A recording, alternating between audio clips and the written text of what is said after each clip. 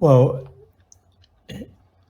at the moment, the way in which the economic functions are structured within our countries really is an artifact of the fixed exchange rate system, which ran from the end of the Second World War to August 1971, really, where it was the last part of it, and then it lasted another year or two as they tried to hang on as it was failing, but they couldn't.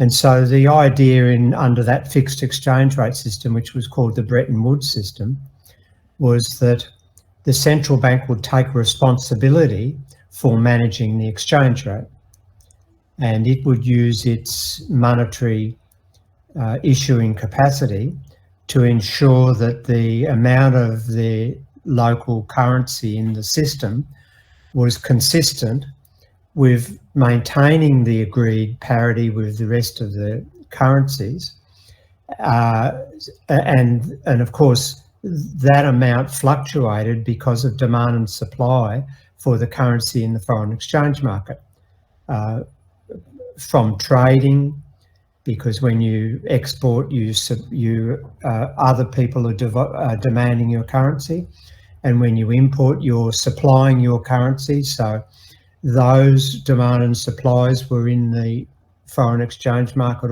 always, and also capital flows, foreign direct investment in and out of the country were changing the balances between demand and supplies of the currency.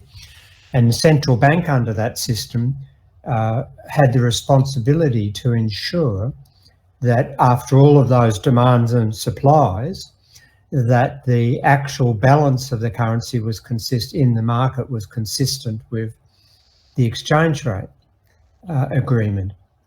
And so if a country was running a big trade deficit, then typically that would mean there would be an excess supply of its currency into the foreign exchange market, which, other things are being equal, would push the value of the currency down. And of course that wasn't allowed under the agreement.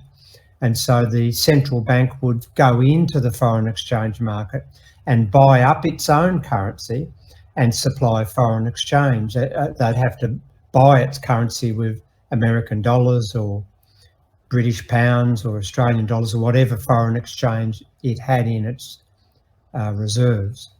Now, the Treasury function under that system was, as we know it now, it was responsible for fiscal policy, and that means government spending and taxation policies. And the important point was that even though it could stimulate an economy which was in recession, for example, using increasing its deficit, the problem was that the Treasury had to always be mindful of the central bank's task. And really you had this periods in many countries, what we called stop-go growth. What that meant was that an economy would, the government would stimulate an economy where unemployment was rising, and it would push up import spending, which would then put downward pressure on the exchange rate, and the central bank would then be buying its own currency to maintain its responsibility and pushing up interest rates to attract foreign capital in, because that meant that there'd be a demand for the currency.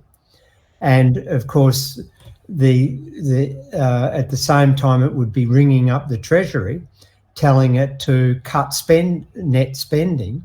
So as a consequence, you had this growth would expand, and then it would have to be reined back in, that would stop. And so you had these sort of strange dynamics, national dynamics.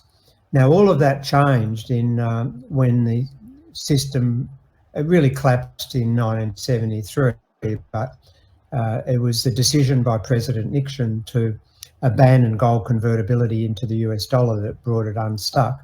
But it had been unsustainable anyway. The fractures in the system really emerged during the 1960s. And one of the problems was that countries that were running trade deficits, like almost all the countries, always were under pressure to push interest rates up and run what we now call austerity in terms of fiscal policy. And because they had to take the downward pressure off their exchange rate. And so they were always running the risk of being close to or in recession. Unemployment was always risking up. And of course, politically, that was unsustainable, because you can't have a permanent system of stagnation. The citizens won't tolerate that. So, and the surplus countries, the trade surplus countries, were under no real pressure to do anything. So all the adjustment was being pushed onto the trade deficit countries. And in Europe, you saw that very clearly, with France and Italy always facing downward pressure on their exchange rate and having to suppress growth and push up unemployment and run at higher interest rates than were sensible. And Germany could just sit back and watch the chaos elsewhere. And of course, that sort of system was unsustainable. So past 1971, we then entered what we call the Fiat Currency Era, where the central banks, by and large, most of the central banks, most of the nations abandoned the participation in fixed exchange rate system. Now, the European countries didn't, and they didn't because it's a complicated story, but they didn't because it would have made the Common Agricultural Agreement unworkable. And the farming lobbies were so powerful in Europe that they were unable to break clear like the rest of the world. And so after 71, progressively countries abandoned fixed exchange rates and left only a few countries with trying to maintain fixed exchange rate systems. Now, then the question is, well, what's the role of the central bank then? Because if under a flexible exchange rate system, it doesn't have a responsibility to intervene in the foreign exchange market. It doesn't have to worry about foreign reserves because it doesn't have to go in and buy its own currency. And what that flexible exchange rate system did, it freed economic policy to pursue domestic aims rather than under the fixed exchange rate system. The domestic policy aspirations always had to be compromised to maintaining the exchange rate. And so for the first time in several decades, governments could pursue domestic policies without particularly being mindful of what's happening in the foreign exchange market, because they would allow the exchange rate to adjust to mop up the imbalances between demand and supplies of the currency. And by and large, that's been a very successful system. Now, you do get some cases where you get speculative attacks on a currency, like that happened during Black Wednesday, for example, in the 1990s on the British pound. But mostly those speculative attacks were the product of the fixed exchange rate system, not the flexible exchange rate system. As long as governments maintain their commitment to allowing the exchange rate to absorb the imbalances in the foreign exchange market, then the speculators really have limited capacity to undermine that currency. And so then the question is, well, what's the role of the central bank? Now, central banks played other roles other than currency management. They play a prudential role historically, where and what I mean by that, they were regulators of the banks, the commercial banks, and they were there to make sure that the banks had adequate capital, and in the earlier periods they tried to control bank lending through particular ratios of liquidity to non-liquidity, etc. Now, those sort of regulatory functions don't exist anymore. Most countries have taken those prudential functions off the central banks. So in Australia, we have the Australian Prudential Regulation Authority as a separate government agency, and all countries now have done that. So the prudential function no longer needs to be, there's no longer need to be a central bank for that. And so then you get to the question of, well, what does a central bank do? Well, it sets interest rates, the policy interest rate. And the question is, well, how effective is the manipulation of interest rates up and down in manipulating overall spending in the economy? Because monetary policy practiced through varying interest rates is intended to regulate spending, so to maintain a balance between spending and productive capacity, and therefore keep prices stable, inflation stable. Now, from where I come, in my understanding of the way the economic system operates, interest rates are a very ineffective way of manipulating spending. And we've always known that it's a very, what we call a blunt instrument. It's not a direct instrument in changing behaviour, because if the government spends $1 into the economy, that's direct. It's immediately, if they go to a factory and order some books and pencils for their education system, or some hospital supplies, that spending immediately goes into the economy. It's direct.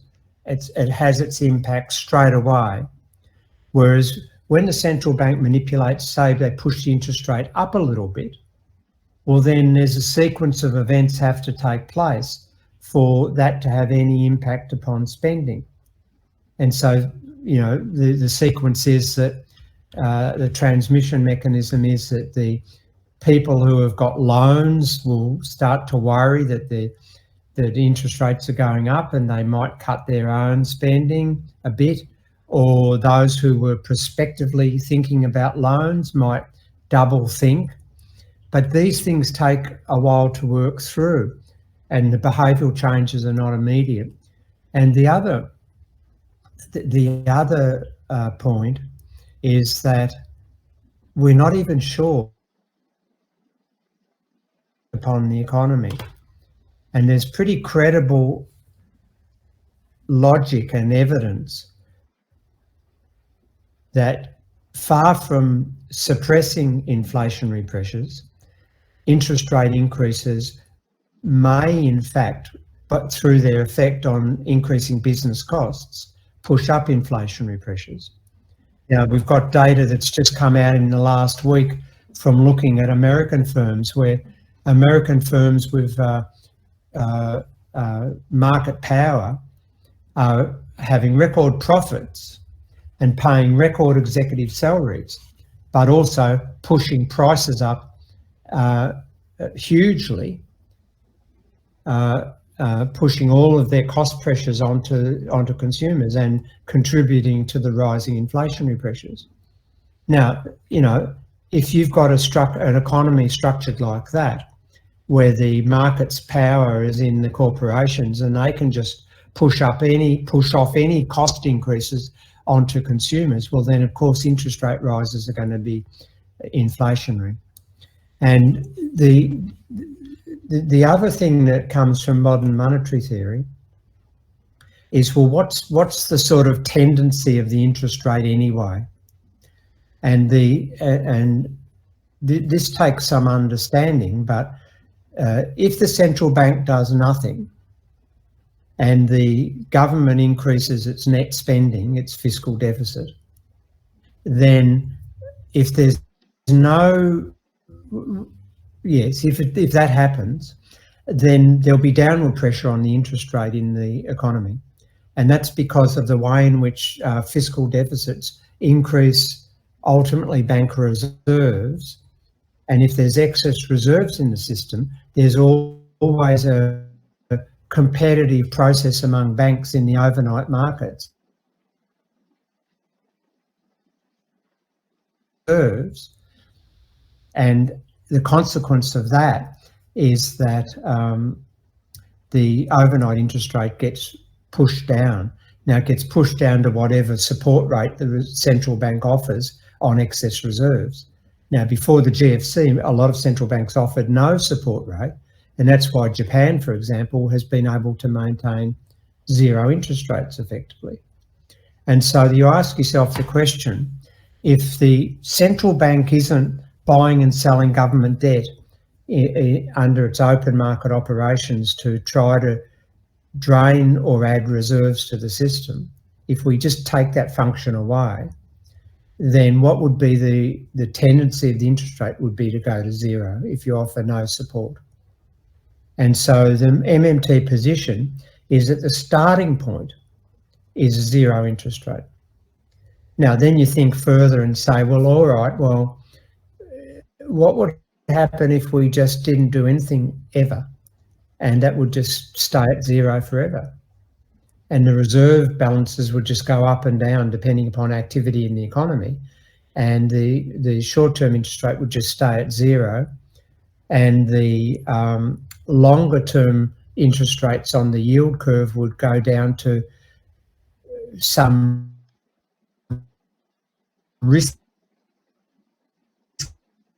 margin.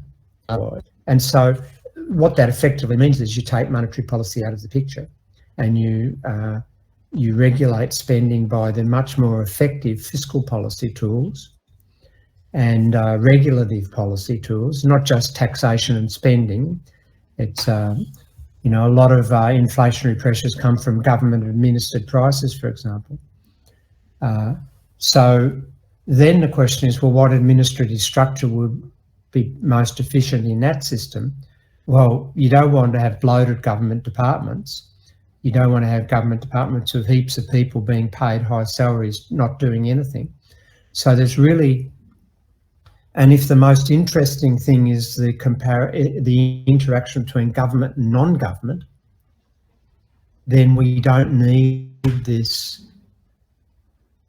separate structure of a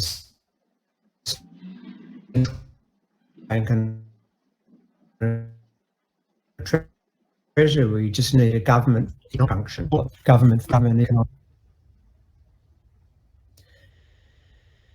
And I know mainstream economists, this is my last point, the mainstream economists would say, oh yeah, but we need central bank debts, because apparently we want to have credibility in our central bank.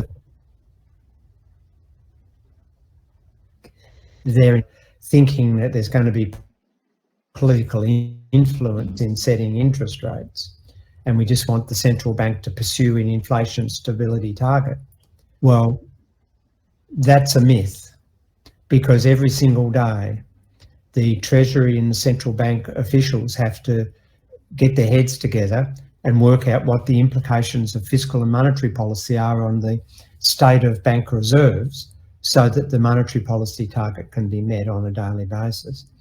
And so there is no functional independence. There might be a semblance of political independence, but that's just a neoliberal piece of the neoliberal fiction to make us, and it's what I've called in the past the depoliticisation of government policy, where the elected government that's accountable in the electoral process can turn to us and say, oh, well, it's not our doing, it's the Reserve Bank Board or the Central Bank Monetary Policy Committee doing all of this. And so that's my view, is that all economic policy should be accountable, and accountable to who? Accountable to the people, because the government is our agent. It's not separate from us, and nor should it be. So for all of those reasons, I think it would be much more sensible to just restructure that whole area into a government department. It doesn't have to be called Treasury. It could be called Government Economic policy management department or what you want to call it. That's irrelevant. It's just that those functions are merged. I hope that is understandable to all your listeners, and I'm happy to take questions at some point.